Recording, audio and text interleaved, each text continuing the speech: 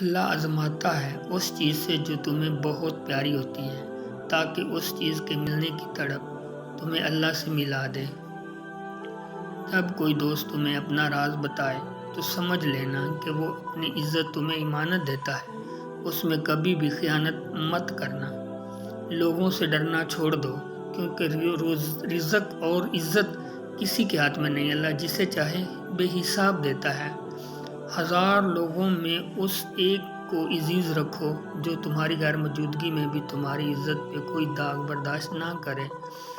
جب اللہ کسی سے ناراض ہوتا ہے تو اس سے ایسی چیز کی طلب میں لگا دیتا ہے جو اس کی قسمت میں نہیں ہے۔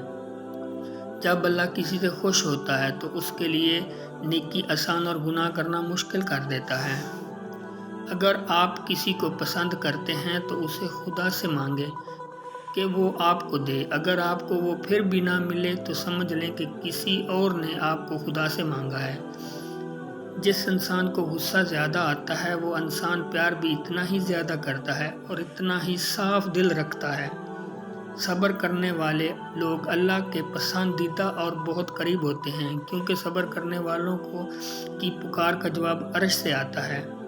جہاں عزت، سچائی اور خلوص نظر آئے وہاں دوستی کا ہاتھ بڑھاؤ، ورنہ تمہاری تنہائی تمہارا بہترین ساتھی ہے۔